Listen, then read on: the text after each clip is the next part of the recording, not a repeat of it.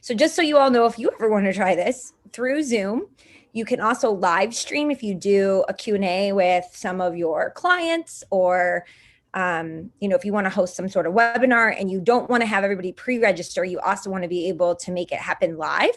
You can also so you all know, if you ever want to try this through, now I'm hearing myself, Amanda. I don't know how that's going. Are you hearing any weird feedback? No, I think you're good now. If you just turn the volume off on YouTube. Okay. All right. We'll keep going. Okay. As you guys can see, we're learning as we're going. Thank you, Katie, for the moral support. All right. So let's jump into some of these questions. And Patrick. Hi, Patrick. He said he's in Naples, Florida, and Sanibel Island, where we are, is right around the corner. That's fantastic. We're so glad we met that the hurricane or the tropical storm pretty much missed us. So Amanda, I know you're going to give me the questions live here. So go ahead and shoot. And yeah, so we got a good amount of questions ahead of time, which is great. But if you guys have any follow-up questions or other questions, like Sam said, feel free to put them in the chat. We'll take note of them, try to get to all of them as we go along. So I guess the first question that we got comes from Rebecca. Any suggestions that you have on good resources that folks can use to get charts or other graphics to include in their blog post? Oh, that's a great question. Yeah. So of course, the first one that comes to mind is our own tool, LeadPilot. So if you're not using LeadPilot already, you can get a 7-day free trial at leadpilot.io. But we have really fantastic infographics, a whole section of our content library devoted to that you can use. If you're not a LeadPilot subscriber or for some reason don't want to try it out, if you're looking for different kinds of infographics, there's a site that I love called The Visual Capitalist. I don't know if anyone here is familiar with that source. Of course, you would want to source any of that work because you're not paying for it. They have a website, Visual Capitalist, it's either .com or .io. And you can see some of the great infographics and things they have there. You would just want to make sure you source where you got the image from, if you're including it, and link out to the original source. So if you use Dimensional Funds, I know they have some really great infographics and charts. The Pew Research Center, I can never say it right, Status, Amanda, I don't know if I'm saying that right. They have really great sources. So lots of different great places. The main thing with anything that's published online is, unless it's copyrighted, like an artist will protect their work, you can't just, use it without paying them. But for many other public domain type things, right? So people who create these blog posts or different content creators, you can reuse it, the image in your content, as long as you source it coming from them and you're not a paid platform. So if your own site is free and open to the public, you're not making money on the content, you don't have advertisers, then you can reuse it as an education piece, but you just need to source it. Now, if you had a gated piece of content that was something people have to pay to see, then you can't use somebody else's without paying for it. That makes sense? So hopefully that helps answer that question, but definitely check out LeadPilot, because included in the subscription is really great infographics that our team makes in-house, and then you can use them and credit yourself as the creator. Great point. Yeah, those are all good resources. I popped a few links in the chat box for everyone to the Visual Capitalist, LeadPilot, and Statistica, I think is how you say it. I don't know.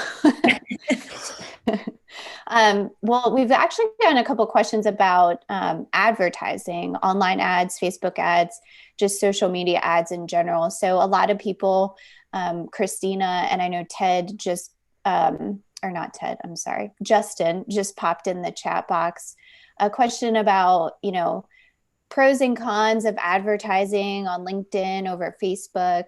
Kind of what are the best calls to action to use if you are doing ads, and are they a good way to, grow your email list or grow, your book of clients?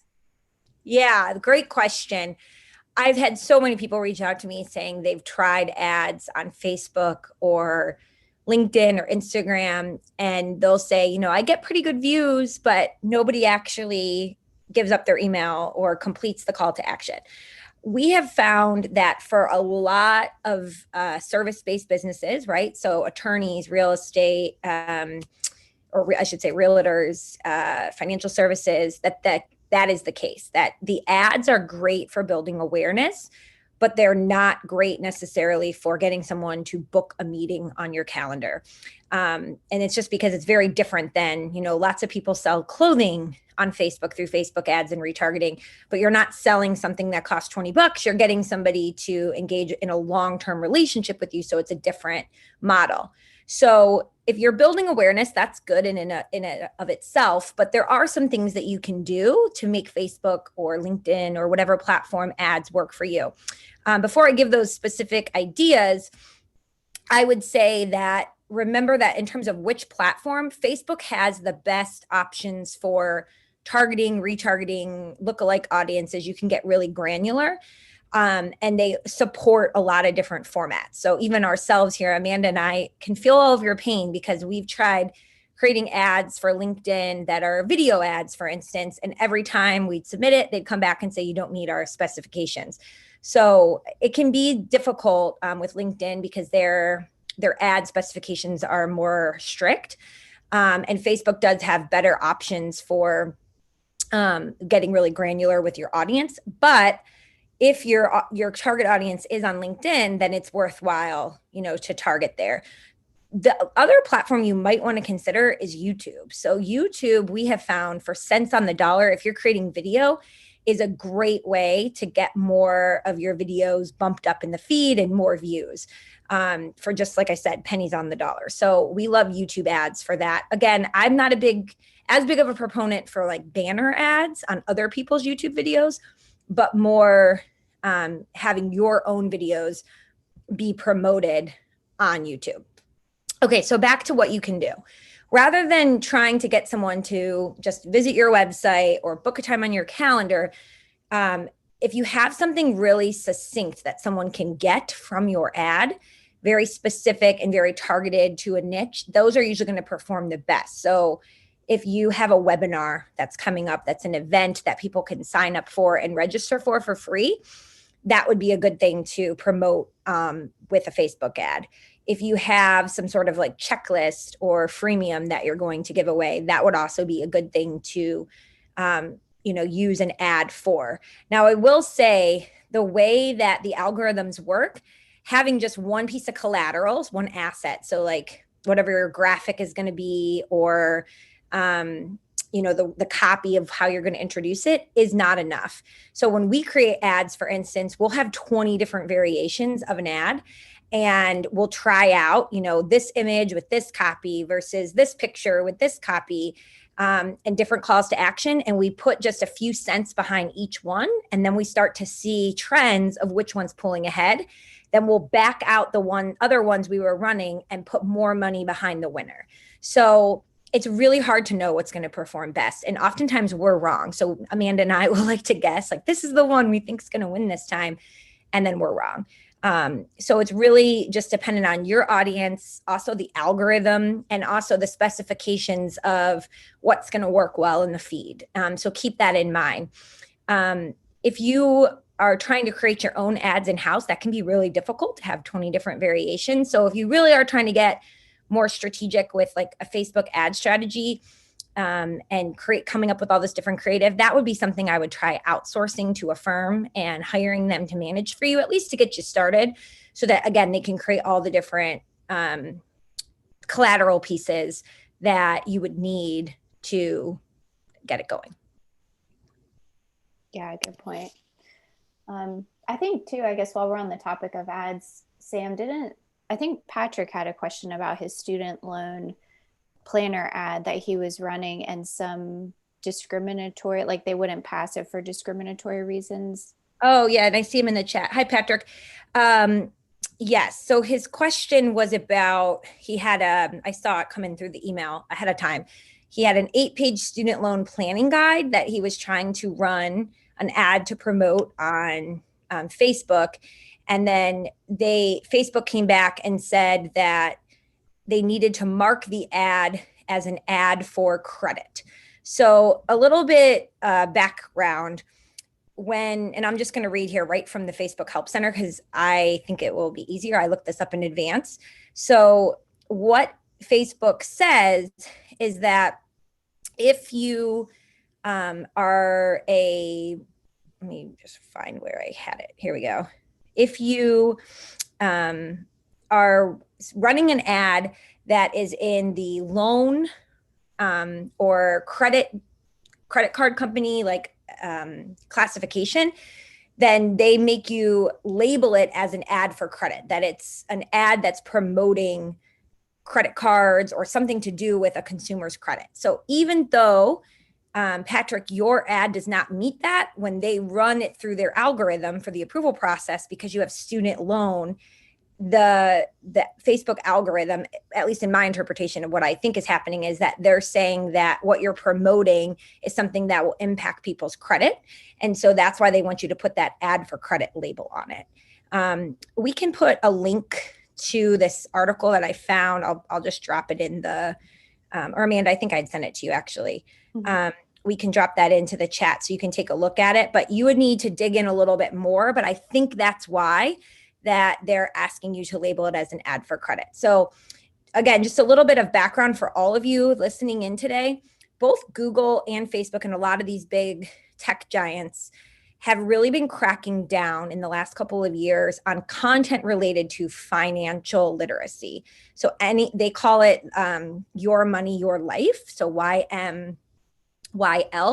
And it's anything related to finances or healthcare. And what they found is that because anybody can go online and start a blog, start a YouTube channel, and start sharing information to educate other people, there's a lot of bad information out there. And so whenever there is information being shared that relates to finances or health in any way, shape, or form, they're a lot more strict about how it can be promoted. Google's more strict about how high they will rank it in their algorithm. We have a whole blog post about EAT, EAT, and the Your Money, Your Life algorithm that we can share with you all. But that's why sometimes when you're trying to run ads, it's a little bit harder. Again, I would just recommend working with a company that specializes in Facebook ads. And if you can find someone who's run them before for financial services, even better, to really help you get this off the ground, because there's so many different aspects that can go into it. And you have to create the collateral, you have to test different things. And again, my biggest suggestion would just be try a bunch of different combinations and start with a small budget behind each, then wait to see which one is winning and then use that one to throw more money behind it. Yeah, that's a great point. I guess to answer Patrick, the second part of your question is, and to Sam's point, is just kind of reaching out to other firms who might be able to help you create the collateral. Sam, do you have any recommendations for firms that help with that kind of a thing? The only one that comes to mind is a company out of Pittsburgh called Midstream Marketing. Christopher Wendt is the owner there, and I just have known him because we're kind of in the same content circles, and some of his clients have used 20 over 10 for websites, and some of his clients use Lead Pilot. So that would be one to check out, Midstream Marketing. Otherwise, I would just do some Google searches, Facebook ads for financial services, see what else comes up. And then, ask if they can share the names of a couple clients that they've worked with so that you can do some reference checks on them. It looks like we've got a really good question in from Justin. He's asking, does it make sense to reach out directly to people who have high scores on Lead Pilot? And if so, at what point should he make that contact? Yeah, I love that question. So for those of you who aren't using Lead Pilot, what Justin's talking about is the Lead Pilot platform will assign a score. It goes from 0 to 100, with 100 being the best, on your contacts who are in your Lead Pilot dashboard. And the score goes up and down in real time. So if their score is really high, it means that they have been consuming your content more recently and more of it. And so if somebody's score is high for a longer period of time, that's when I would reach out to them. So if somebody's score just sort of bumps up really high, it's 85, and then it goes back down, I wouldn't necessarily say yes to reach out to that person. But let's say, it's 80 or 100 for weeks, then yes, I would say go ahead and reach out to that person. And the way that I would do that would be, let's say, if you click on the history tab in your Lead Pilot account, it will give you everything that particular individual contact. I'm sorry, you have to first click on the person's name, and then there's 3 dots to the right, and you click history, and it'll tell you what that person has been opening, clicking, and reading. So let's say they've been consuming everything you've sent them about Social Security. Then I might send them an email saying, hi, Betsy, I've noticed that you've, the last 4 articles that I've sent you about Social Security, you've opened and read every single one. So glad that you're finding the content helpful. I work with many other pre-retirees who are trying to figure out the best time to take Social Security, how much they're going to get every month, how the new COLA requirements that have changed will impact what they should expect to receive. And so I would love to share more with you if you'd like to schedule a time to talk with me. So tie it back to something that they've already been consuming to make it seem more pertinent and personal to them. Some people say that's creepy that you can see exactly what they're reading. But most people who get emails now know that the person who sends the emails through email marketing systems can see what they're opening and clicking. I have had advisors tell me that they'll say at the beginning, I hope you don't find this creepy, but the email system I use tells me what people are reading so I can send them more content similar to that. So I saw you were reading X. So that way it kind of addresses the elephant in the room. So you could also try that if you like. Great. Good tips. Let's see what's next. Got so many good questions today. I know. Well, I guess Sarah just put one in the chat box. What's your take on posting personal pictures on LinkedIn? Oh, hi, Sarah. How are you? Good to see Sarah. I'm seeing so many friendly faces. This is great. So on LinkedIn, I have been guilty of posting personal photos myself, and I think it's fine, but I always try to tie it back to something that is more business or professional related. So I'm not just saying like, here's a picture of my family on vacation. I remember actually the number one post that actually went viral for me and had the more engagement than any other thing I've ever posted. It ended up getting over 100,000 views and I think like 3,000 likes, and it was shared over 100 times, and LinkedIn included it in their like LinkedIn editor profiles. And it was a picture of my family on the beach, actually here on Sanibel Island 18 months ago. And it was me talking about how people always will say, for their out of office messages these days, I'm out of office and unable to check email, or I have limited access to email. And I was like, let's call a spade a spade. It's 2019. Everybody can access their email at all times. So why don't you try something more personal that lets people get to know you better in your out of office message? Let's not make the out of office message boring, and instead use it as a way to make more connection. And I gave the example that in my out of office message for the Sanibel Island vacation had been, I'm trading looking at my email to look at the palm trees and my kids playing in the sand, but I'll be happy to get back to you next week. In the meantime, here's how to contact my team. And people just loved it. And it went viral, and it did include a picture of my family. But as you can see, like I was tying it back to something related to business or like a more professional takeaway. So I'm all for it. I just think that, there needs to be more substance behind it, a lesson of some sort. Yeah. Awesome. That's helpful.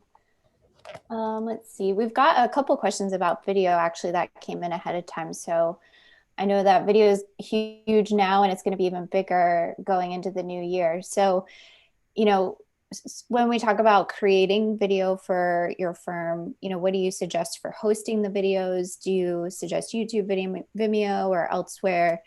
Some don't love the way it looks on YouTube, where it suggests other videos at the end. And is there a way, to kind of eliminate that? And any other suggestions about script writing, all that good stuff? Okay, so lots of questions. So bigger question. The first thing, you're making me laugh because I think this is like something people don't realize. If you watch a video, like let's say you all came to 20 over 10's blog and embedded in the blog was a video of me giving you some marketing takeaway. And then the video ends. The next videos that come up are different for every viewer. So what you see is going to be different. Like if you're a hunter and you love to watch videos of hunting equipment, the videos you see are going to be different than what Amanda watches. Amanda's a vegan and she maybe was looking up great vegan recipes and that's what her feed is filled with. So I've had really funny conversations with people before where they'll say, my boss doesn't like this. The videos that are being suggested are inappropriate. Well, that's because somebody was watching inappropriate content that's what's being fed to them next. So keep that in mind. Whatever the person is seeing recommended is based on their previous YouTube searches, not anything you can control. The reason that we always suggest YouTube over any other platform for uploading your videos is that YouTube is the second largest search engine that there is. So when you post a video to YouTube, you're getting such a bang for your buck. Like if you go online right now and you search something like, can financial advisors have Google reviews? I think a video I created on that will often come up on the first page of Google and it's being fed in straight from YouTube, but it's showing up in your Google search results, right? You don't have to go to YouTube to search it. So it gives you such a great SEO boost to put the videos on YouTube. Now, I really say this is the best strategy for everything except if you're going to have like a welcome video on the homepage of your website. For that, you would want to use like a Vimeo or a Wistia where you can embed it and there's no suggestion afterwards. So the videos for YouTube are great for any kind of blogs or where else you're going to put them. But for the homepage of your website, I would suggest embedding from like a Vimeo or a Wistia. Somebody just asked, what is the answer? Can we have Google reviews? I get asked this probably once a day, and I get in fights with people about it because the Investment Advisors Act of 1940 that regulates everything from testimonials to now social media usage was last written in 1940, the actual rule. Yes, we've had updates and interpretations of it, but we really need a new rule. And there was a talk for a while that they were going to completely redo it. It hasn't happened. The world was turned upside down since then, since March. But the biggest takeaway is that when you read the rule, what you'll find is that it talks about who is the publisher, who owns the testimonial, who's collecting the testimonial, and can it be skewed to be only positive in the advisor, so the advisor has the advantage. With Google, if your business has a listing on Google, anyone can go to Google Maps and give your business a review, and there's nothing you can do to stop them. So Google reviews by nature are compliant because literally if you have a presence on Google, which every business that has a location does, there's nothing you can do to prevent the review. Now, you can get into muddy waters if you do a couple different things. If you like the reviews, if you leave a comment, either positive or negative on any review, or if you republish them somewhere else. You also don't want to ask for reviews in writing to just certain clients and not others. So as long as you're not doing those things, you're safe. And if you go online and you start Googling, financial advisor San Diego, financial advisor New York, you'll find that often the top results that come up are those firms that have reviews. And that's because Google wants to give the best experience possible to the people that are searching. And think about it, that's social proof, right? It's telling Google all these reviews are saying, yeah, this is a legitimate business. They're doing a good job. So Google's going to rank them higher. So having reviews does positively impact your SEO if you are location based. Amanda put a link in there with everything you need to know about Google reviews. It's one of our top blog posts that we have for good reason, because there's a lot of miscommunication about this, but definitely check that out. And hopefully that will help clear that up. Okay. One more thing about video. I know I went off on a tangent.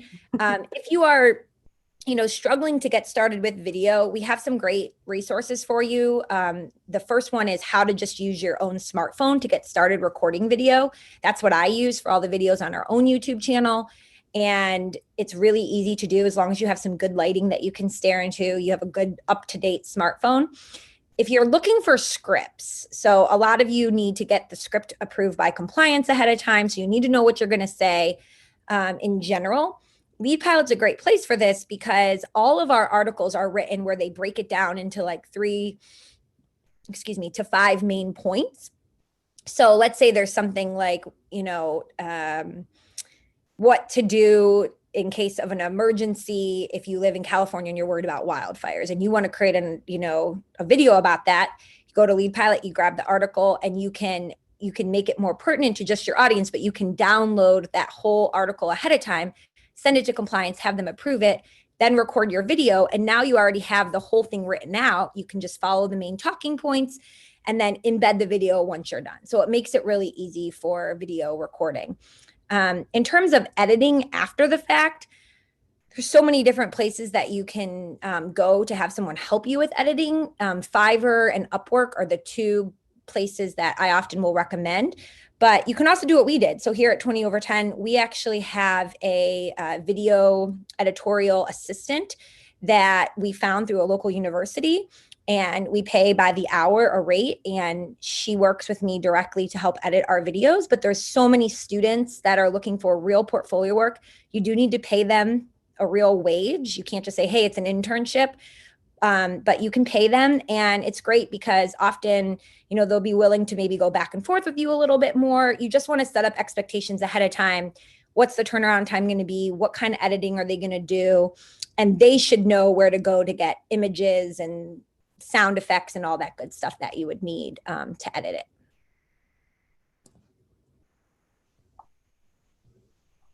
Awesome.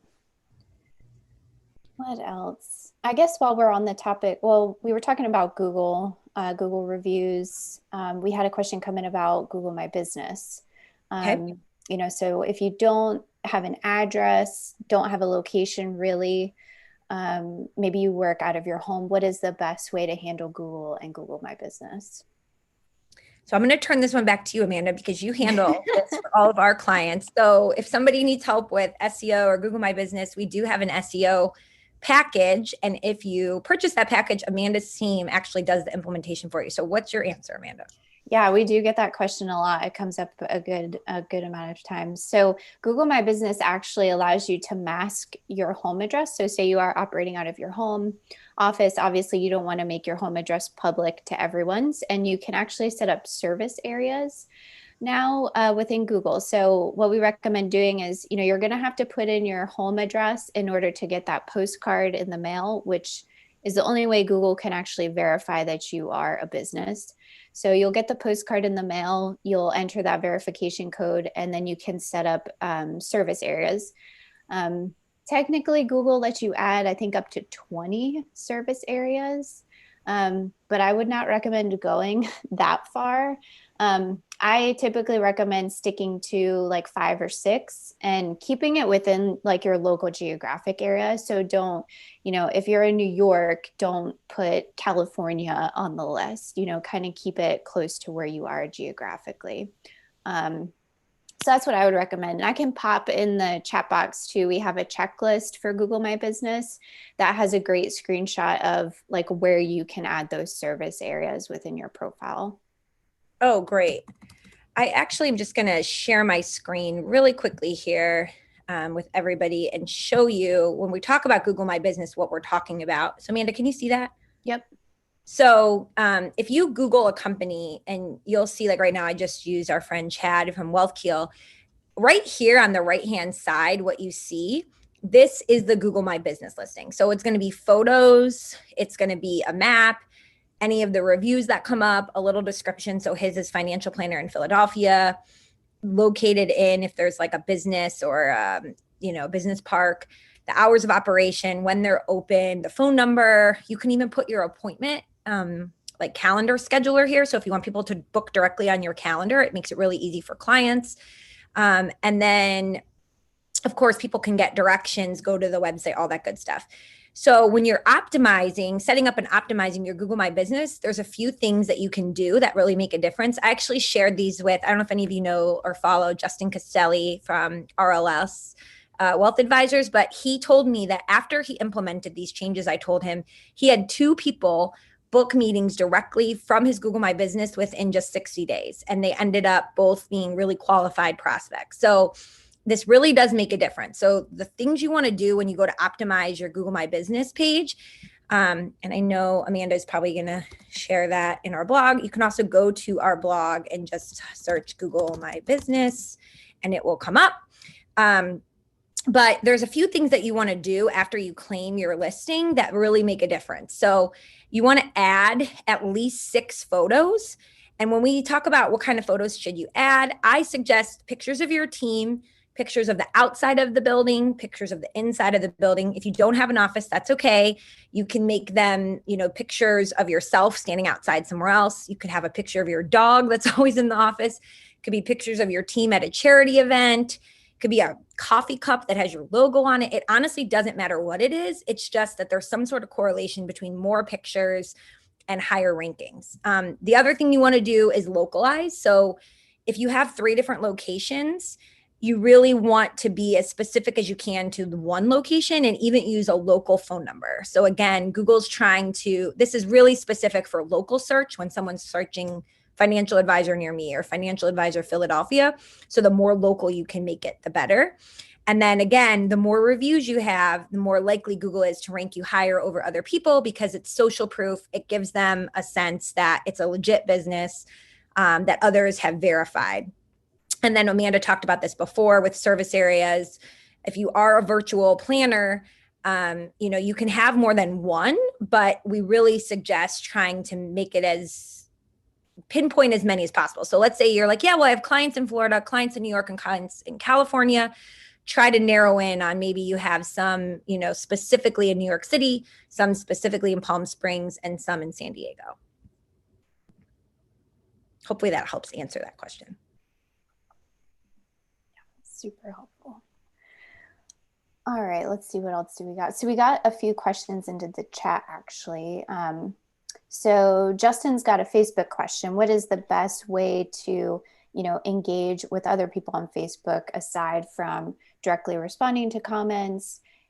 What is the best way to interact?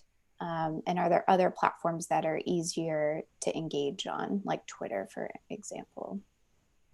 Yeah, I think honestly, out of all the platforms, Twitter makes it easiest to jump into conversations that you weren't necessarily invited to, and just it allows you to connect with people across the spectrum.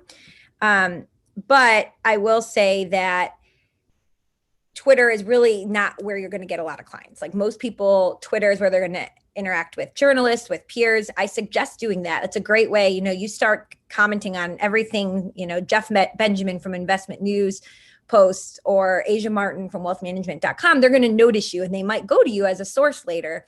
Don't just, direct message them and start saying, hey, do you need a source? But, if you can provide valuable information, it's a great way to connect. But for Facebook, for LinkedIn, all those other platforms, one of my favorite tactics that I've seen other people use really well, especially on Facebook, is a lot of people on Facebook belong to local community groups, right? So I belong to one in my neighborhood. I'm sure many of you do, or your spouse does, where there's like the buy nothing groups where people will swap items, or local marketplaces. People are always looking for things to do, and you can see what other events people are going to. So a great way to interact with people on Facebook is to let's say Friday, make a social media post where you tag other businesses or events or whatever it is that are in your local community. So for instance, you might say, looking something fun to do outside in a socially distant, safe way this weekend. Here's 5 things going on in our local, town in Iowa. And then you can link the turkey trot or, some hiking thing that's happening in a local park, or maybe there's a food drive happening at the food bank, and you would tag those other places. You can turn that into a full-blown blog post on your blog, but you could also just make it a social media post. This is going to make all the people you tag go and check out your page, hopefully start following you. And if you do it weekly, where it's like a weekly Friday thing, people are going to start following you simply because you're telling them about the local community in which they live and it's relevant to them. You could also at the end of each post say something like, check back next Friday, or if you know of something going on or you have an event, send it to me or tag me in it. And this really, really works well. So Facebook's great, again, for building that local community, that local sense of community. And if you see other, maybe it's a restaurant, Maybe it's a lawyer, maybe it's a car wash. I mean, it doesn't matter what it is. Other businesses that have Facebook pages, most people do not comment on other businesses' Facebook pages. So if you start doing that from your company page or, linking back to your company page, people will start noticing it from those other retailers because nobody does that. And then it allows you to strike up a conversation. So I would work on partnering with other businesses first, who may then end up referring customers to you, or try that local event strategy that I mentioned. I love that idea. That's great. Let's see, what else do we have? Dave has a great question about segmentation. So what is the best way to create segmented prospects? Segments like estate planning, tax planning, business owners, wondering how to build more specific, niche segments. There's two things. Number one, people don't segment enough. So they usually just have one whole list, or they have a list of clients and a list of prospects. On the other end of the spectrum, if you over segment, you risk putting some people on too many lists, and then they could be getting, 5 emails a week from you, which would be horrible. So what I suggest is have your client list, and you may break that up. I would say usually by age more than anything else, because clients either in or nearing retirement have very unique needs than those who are in the accumulation stage of wealth building. And then for your prospects, it just is going to really depend on what your niche is and what you're going after. So for instance, we work with an advisor. He works with medical professionals. And most of those fall into people that are still in medical school and are starting to think about, once they get their first assignment, what's it going to look like? They're going to go from barely making anything and, squeaking out a living to having loans to repay, but a high income. And so he's got a list of those folks who really don't have any assets for him to manage yet, but they're great future prospects, and he creates content just for them. So while they're still in school, then he has another list for people who just recently graduated and are just entering this world of all of a sudden having a high income. And then he has a whole separate list for people who already have established practices, and a lot of their concerns come down to, tax questions and things about the valuation of their business or end of year strategies. So again, you want to think about your own niche and then try to bucket what questions or problems that they're going to have at different stages so that you can push out content to them. You just really want to avoid having one person on multiple lists. That's when it starts to get really, really problematic. You don't want to be sending out 4 different emails on a Monday and one person getting 3 variations of that, right? So someone should only be on one of your lists. Yeah, that's a really great point. So once you have your list segmented, how often should you be sending out emails? Justin's asking if it should be weekly, monthly. I think if you have really great content to share, weekly's fine. And all of the marketing research that we have found shows once someone is interested enough to sign up for your subscriber list, sending them an email weekly does not increase the likelihood in which they will unsubscribe. But if you don't have great content and you're sending weekly, you'll start to see a lot of unsubscribe. So just make sure, as long as it's highly relevant to them, I think weekly is great.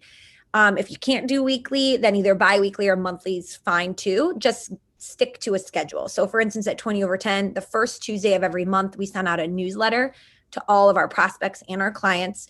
And then we have about usually 1 to 2 other events, like a webinar, a live event, that we'll send emails about those as they come up. But everybody can expect that the first Tuesday of every month, they're going to get that email. That's our newsletter. So you want to have like some established consistency so that people start to look out for it. One thing that a tip I can give is a lot of times people will have as the title of their newsletter, October newsletter, November newsletter. That does not get as great of an open rate as if you give some sort of hint of what's inside. So for instance, if we have a newsletter about how to build a digital marketing schedule, our email, instead of saying October newsletter, would say how to build a digital marketing schedule and when's the best time to post on social media, answer inside or something like that. So give them a preview of what the content's about in the subject line. Good point. Let's see. So I think we only have time for one more question. We're at the top of our 45 minutes. Thank you all for your great questions and for everybody saying that this is helpful to you. I'm happy to do these as often as we can. And it's great to see so many people joining and asking questions. So Amanda, do we have one more that would be good to end us with? Or do we get through them all? We've got a few left. We actually, let's see, we have two actually asking about podcasting. So maybe that's a hot topic. So what do you recommend for, someone who's a solo advisor that wants to get in a regular habit of podcasting? What mediums do you see are good, and how can you get more followers to listen? So the first thing I would do is check out the guys, Matt Holleran and Kirk Lowe over at Top Advisor Marketing. They are the podcasting experts for advisors. They have a whole program where they'll help you get set up and started running your podcast if you don't want to be a do-it-yourselfer. But if you do want to start out on your own, and there's so many people out there that can help you. I am not a podcaster, so I'm probably not the best person to give the advice, but you can Google, how to start a podcast, podcasts for advisors. The way that you get more subscribers is the same, whether it's an email list, a podcast, or, YouTube channel, which is make it great content and then tease it out. So for instance, if we have a great webinar that we'll give. In fact, I should give a plug. If you go to 20over10.com/webinars at the end of next week on Thursday, we have a webinar coming up all about a daily, weekly digital marketing schedule. That's really easy. We have a template that will help you fill it in. We're going to give away some free guides that will allow you to get started really easy.